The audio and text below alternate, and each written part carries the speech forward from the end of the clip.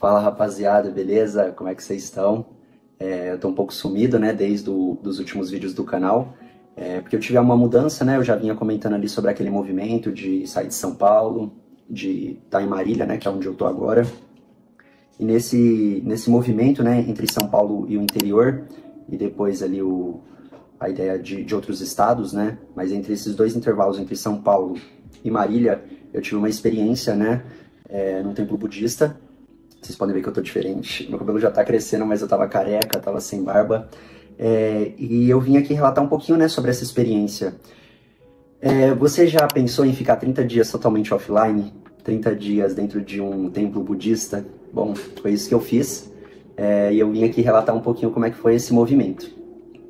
Eu separei alguns materiais, né, para vocês poderem também entender ali na prática como foi toda essa questão. Mesmo a gente sem celular, mesmo a gente sem equipamentos ali e tudo mais, tinham pessoas ali que estavam registrando, né, todo esse acontecimento, e eles já disponibilizaram pra gente. Então isso também foi uma questão ali do tempo, né, de recebimento, de eu também poder digerir, de eu poder fazer essa minha mudança, né, de São Paulo pra cá. Então a ideia é que hoje aqui eu consiga trazer, talvez em algumas partes, ou talvez isso de forma completa. Vamos ver como é que vai ser aqui a minha bateria. Vocês estão vendo que tá em outro formato, né, eu tô aqui paradinho, né, não tô mais aqui segurando o celular e tudo mais. Porque eu acho que assim vai ficar um pouco mais fácil de eu trazer isso de uma forma um pouco mais roteirizada, tá? Então, além do meu celular que eu trouxe aqui, eu trouxe mais 2 caderninhos pra gente poder aprofundar em algumas anotações que eu fiz lá. Então, eu levei 3, na verdade, mas 2 deu conta. E também trouxe o último livro que eu tô lendo, que é esse aqui, ó. Eu cheguei a ler 7 livros lá, esse aqui vai ser o 8º, referente ao tema, né, do budismo humanista. E, cara, eu tô aqui também, ó, nessa telinha aqui do iPad, eu tô com um textinho que vai me ajudar aqui pra gente falar melhor. Bom, antes de mais nada, pra quem ainda não me conhece, eu sou o Rafa Nanes, né? Depois de 14 anos morando em São Paulo, eu resolvi buscar uma vida um pouco menos agitada, digamos assim, né? Poder criar um espaço na minha rotina com mais qualidade de vida. Portanto, eu tô num processo de nômade digital. Provavelmente você já tenha ouvido falar sobre esse termo. Eu também quero me aprofundar mais, né, nessas questões nos próximos vídeos. E é claro, né, poder vivenciar isso da melhor forma e tentar documentar isso aqui, né, de uma forma que seja leve também, né, que seja tranquila e que eu consiga compartilhar com vocês, né, e também comigo mesmo esses vídeos, porque futuramente eu vou conseguir poder reassistir. Então eu acho que isso é muito legal, né, no estilo documental mesmo, né, um documentário um pouco mais completo, né, e de maneira caseira e sem muito luxo, e sem muito luxo mesmo, cara. Tipo, pô, tô aqui com um negócio na mesa, coloquei esse quadrinho que era do meu AP antigo, meu abajur aqui, cara, e mais nada. São vídeos que não são, que a gente não vai trabalhar de formato curto, né, claro, vai ter alguns cortes e tudo mais, mas que a ideia desse canal e desses vídeos seja uma maneira simples e fácil, para que isso também não seja nenhum peso, seja algo tranquilo. Então no canal já tem alguns vídeos, né, falando lá de São Paulo, meus preparativos, o processo de mudança. E aí eu sempre tava comentando, né, sobre esse movimento aí do retiro, cara. Eu tava bem ansioso naquele movimento lá. E, cara, eu confesso que eu consegui sair de lá uma outra pessoa, né, com outro olhar sobre algumas questões da vida e de uma maneira um pouco mais simplória. Então, vamos aí para essa apresentação aí do IBZL, tá? Bom, antes de mais nada, né, onde é que foi que eu fiz esse retiro, né? Eu participei de um retiro de 30 dias no Templo Zulai, que é aqui no Brasil, que ele segue uma tradição que chama Fo Quan Shan. Eu espero que eu esteja falando certo, né? O retiro, ele tem todo um estilo chinês, né? Até por conta desse budismo, né, que eu pratiquei lá, que é o budismo humanista, ele vem dessa tradição chinesa, tá? E como eu comentei, ele é baseado nos princípios do budismo humanista. Pô, mas o que é o budismo humanista, né? Bom, nada mais é do que como que você poderia utilizar o budismo no seu cotidiano, que é de uma maneira um pouco mais simples. No Brasil, o budismo não é muito conhecido. E existem várias vertentes. Quando a gente fala do budismo humanista, foi a minha primeira e única experiência que eu tive. Então eu vou conseguir talvez aprofundar um pouco mais no que de fato eu percorri por lá. Os demais estilos, né, as demais vertentes, eu não tenho tanto conhecimento a respeito. Mas como eu venho buscando, né, esse processo de autoconhecimento, essa parte mais filosófica, mais de religião também, é algo que eu pretendo me aprofundar em outros momentos, né? Eu quero estudar um pouco mais. Mas falando do Templo Zulai, que é onde eu estive, que segue essa vertente do budismo humanista, eu vou até pôr umas fotos aqui do templo para vocês darem uma olhada. O Templo Zulai, ele é o maior templo budista da América Latina, e ele fica ali em Cotia, próximo ali de São Paulo, é bem pertinho. Ele iniciou suas construções em 1999 e ele foi inaugurado em 2003, tá? Como eu comentei, ele fica localizado em Cotia, e tem um outro também que é bem menorzinho, eu não cheguei a visitar, mas fica lá na Liberdade, e a entrada dele é gratuita. Então, é uma parada que, tipo, tem fácil acesso, e antes de eu tomar essa decisão do retiro, eu já conhecia o local. A maioria dos meus sábados do ano passado, a maioria mesmo, toda manhã eu ia pra lá, eu ficava em retiro comigo mesmo, digamos assim. Eu fazia minhas meditações por lá, eu conseguia descansar, digamos assim, carregar minhas energias, e de maneira sozinho mesmo, assim, não fazendo as cerimônias, nem nada do tipo. No máximo ali eu participava de um workshop de meditação, de uma palestra também, e isso foi o meu máximo em contato com o templo, né? Além de estar no espaço, eu cheguei a participar de alguns workshops, eu não tinha participado ainda de nenhuma cerimônia em específico. E tipo assim, eu vira e mexe, eu também almoçava lá, que aí tem um restaurante bem gostoso de comida vegetariana, e nos sábados eu ficava, tipo, bem zen mesmo, assim, né? E à noite eu participava da minha religião, que eu pretendo também trazer aqui um pouco mais de informação nos próximos vídeos, né? Mas como o tema é falar sobre o retiro, a ideia é falar um pouco, né, sobre toda essa jornada. Então, o que significa Zulai? Zulai significa mais ou menos aquele que ainda foi, aquele que assim foi, digamos assim, ou aquele que assim veio. Num sentido mais do renascimento, digamos assim. Algo mais nesse sentido, tá? Eu também trouxe esse significado porque foi uma das perguntas que me fizeram quando eu estava como voluntário nos finais de semana. Bom, como eu comentei, o Templo Zulai, ela vem de uma tradição aí do budismo humanista, que nasceu dentro do Templo Fuquanshan, né? Que é uma organização mundial que promove o budismo, né, na vida cotidiana. E assim, por que eles têm essa vertente? Porque a maioria dos outros, né, pelo que eu entendi, pelo que eu ouvi falar, eles são um pouco mais fechados, não tem essa questão muito do cotidiano, existe alguma série de limitações. Então, pelo que eu entendi, essa vertente é a que mais humaniza, né, esse processo. Além disso, o humanista, ele também traz a questão que é de humano para humano, tá? Então, é um pouco mais nesse movimento. Ele foi fundado pelo mestre Xin Yun, se eu não me engano, que é lá de Taiwan, e foi fundado em 1967, se eu não me engano. Eu cheguei a dar um Google, né, mas eu lembro que eu tinha feito algumas anotações, e ele foi fundado pelo venerável mestre, né, esse mestre Wen Shiguan. Vou pôr uma foto daí do senhorzinho. Cara, o cara viveu, se não me engano, 96 anos. E o significado, né, de Fuquanshan é a montanha iluminada de Buda, tá? E, cara, o espaço é gigante, é uma parada enorme, assim. O Templo Zulai, ele é grande, né, como eu comentei, o maior da América Latina, mas esse Fuquanshan, que fica lá em Taiwan, ele é imenso, imenso, assim. Se não me engano, são 3 espaços, assim, gigantes. Eu vou pôr uma foto aí também pra você dar uma olhada. E falando um pouco agora na prática, né, o que foi a experiência, né? Como é que foi essa preparação, como é que foi essa chegada? Cara, em questões de expectativas, como eu comentei que eu já tinha frequentado, né, o templo há algum tempo, eu já tive muito contato ali, não muito contato, né, mas eu já tinha contato com um espaço, e sim, foi muito tranquilo de chegar, eu tava também bem de boa mesmo, né, eu acho que eu tava com outras preocupações maiores na minha cabeça, que era toda a questão da mudança e tudo mais, né, de entregar o apartamento, enfim. Mas eu não tive nenhum problema com a chegada, tá? Eu tava tranquilo e com muita vontade de aprender. E ter esse tempo, assim, né, de autocuidado, de autorreflexão, de autoconhecimento, voltado para uma questão mais religiosa ou filosófica, eu tinha certeza que isso ia ser algo que ia me ajudar em todo esse processo, tá? E aí, como eu tive esse tempo, né, entre sair de lá e começar a gravar esses vídeos, muitas pessoas me perguntavam, cara, como é que foi, como é que faz para se inscrever e tudo mais, o que precisa levar, enfim. Então eu vou tentar, né, trazer nesse vídeo essas questões, mas provavelmente algumas coisas vão ficar faltando. Então, se você puder comentar alguma dúvida que você tenha e tudo mais, eu puder te responder, acho que isso vai ser legal. E o que é necessário levar, né? São é necessário levar roupas neutras.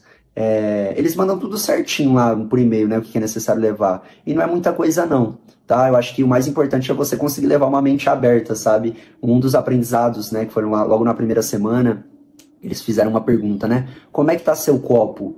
Ele tá cheio, ele tá vazio, ele tá meio a meio, ele tá transbordando.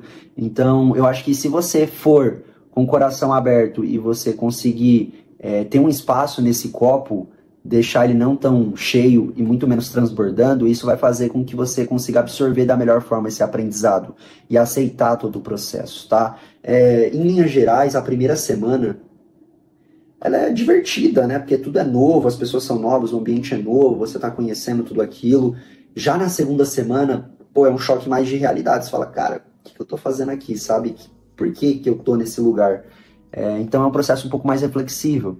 A terceira semana, percebendo as pessoas e me percebendo, é a prova de fogo, cara. Tipo, algumas pessoas desistem no decorrer do caminho, eu acho que isso também é normal. Algumas desistem nos primeiros dias, algumas desistem no decorrer da semana. E convenhamos, né? Ter 30 dias para uma autorreflexão, para você se colocar num lugar totalmente offline, sem sua família, sem seus amigos, com uma cultura diferente, com pessoas diferentes, não é uma coisa que todo mundo deseja ou tem esse privilégio, né, de ter esses 30 dias. Então, em sua maioria, eram pessoas que empreendem, que têm o próprio negócio e tudo mais. Se eu não me engano, uma ou duas ali, né, tirou férias para ter essa experiência e dessas duas, uma acabou desistindo no decorrer do caminho por problemas pessoais. Então, você praticamente fica isolado.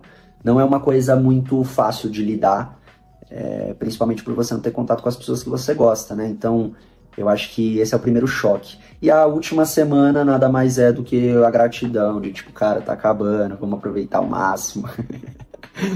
E aí volta aquele sentimento, né, da primeira semana, e o porquê que eu vim pra cá, o quanto que isso me ajudou, o processo de autorreflexão.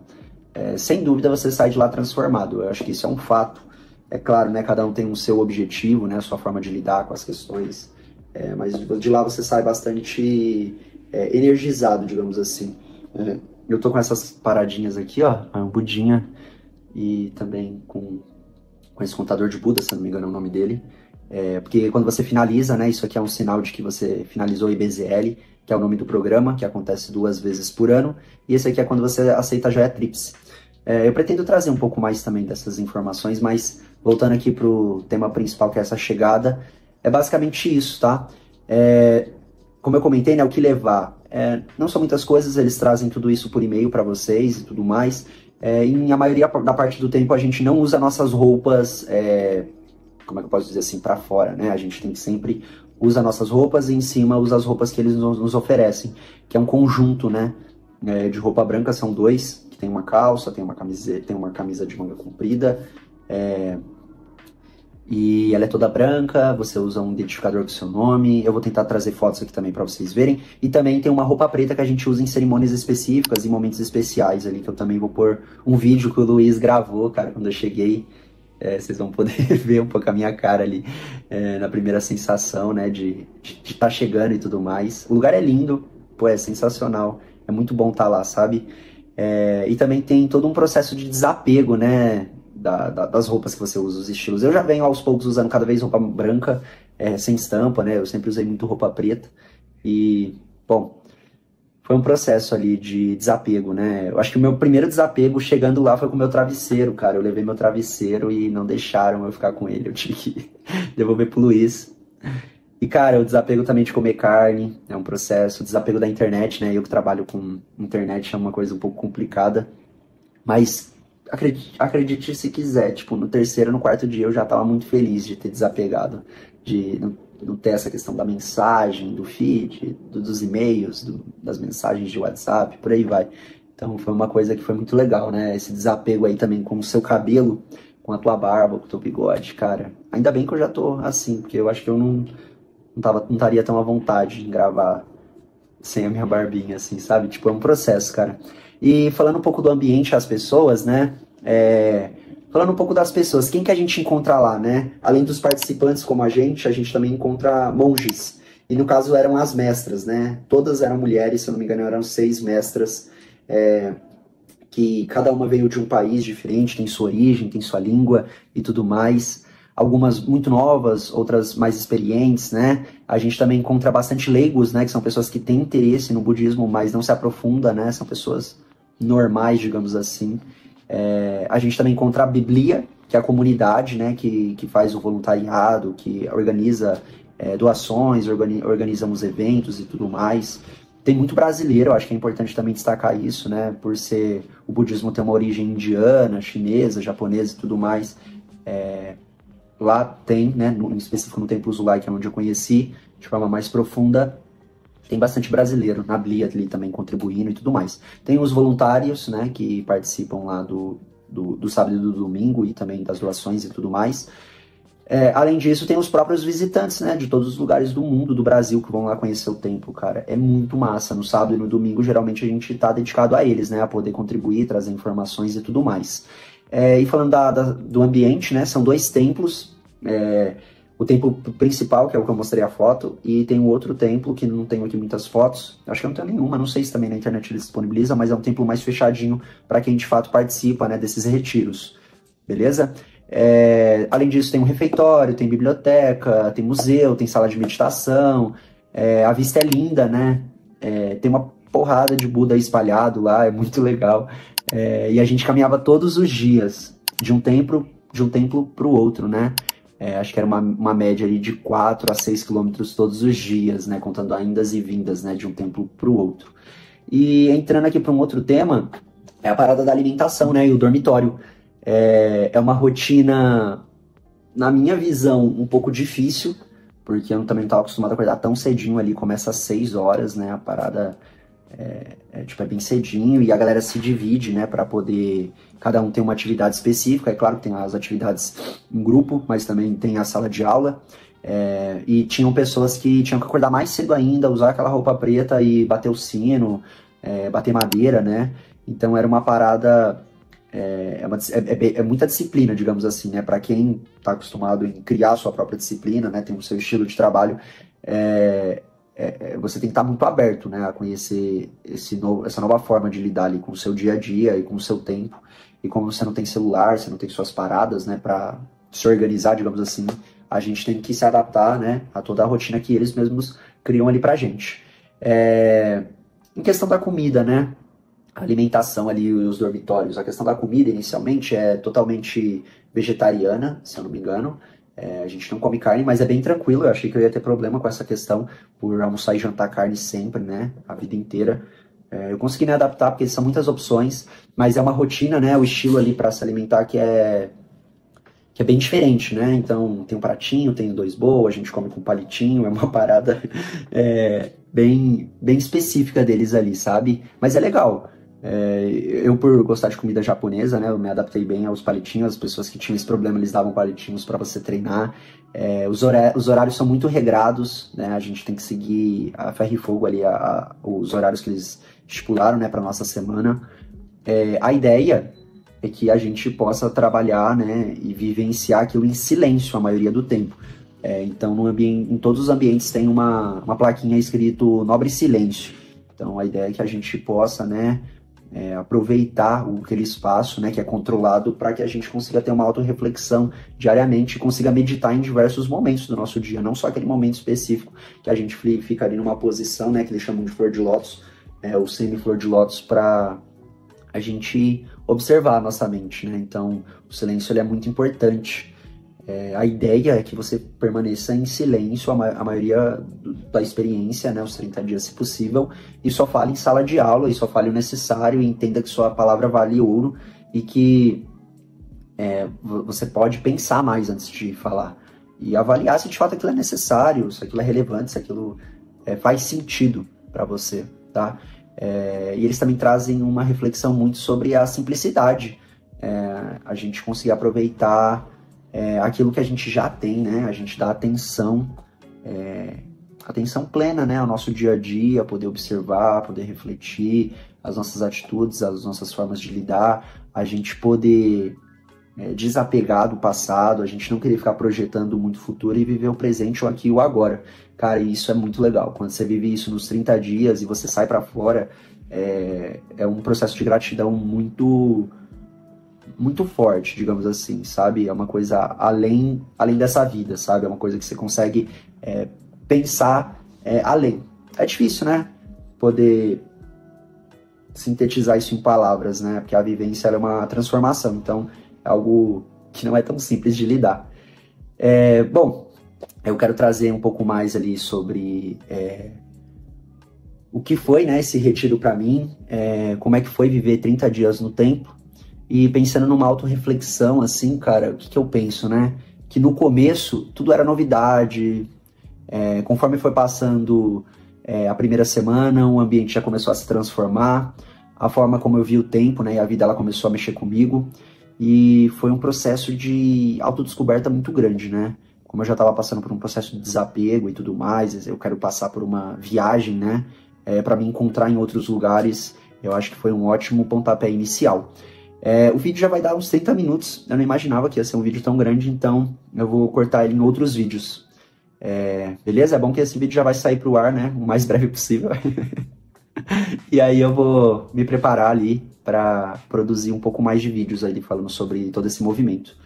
Mas é isso, no mais, me comenta o que você achou até aqui, se tiver alguns comentários eu devo trazer então já nos demais vídeos. E é isso, rapaziada, muito obrigado, tá? Eu vou tentar trazer nos próximos vídeos um pouco mais da rotina intensa, né, dentro do templo, as aulas, as meditações, até sobre os castigos que eu tive lá. Então, eu te espero lá. Curta, comenta e se inscreve no canal. Tamo junto. Uma outra coisa, eu abri o meu Instagram era fechado até aquele momento, então eu pretendo também estar mais ativo lá e trazer alguns cortes, talvez, mas só talvez, mostrar um pouco mais a cara lá. Eu acho que eu tô um pouco mais ambientado agora no YouTube, né, nesse formatinho aqui, e no TikTok, porque ela também vai sair uns cortes, né, tinha uns vídeos completos, mas eu acho que em formatos de cortes vai ser mais interessante. A ideia é que todo mundo possa se juntar lá no canal mesmo, porque vai ter vídeos mais completos. Pra quem procura também, né, esse tipo de experiência e de vivência. Fechou? Tamo junto. Valeu!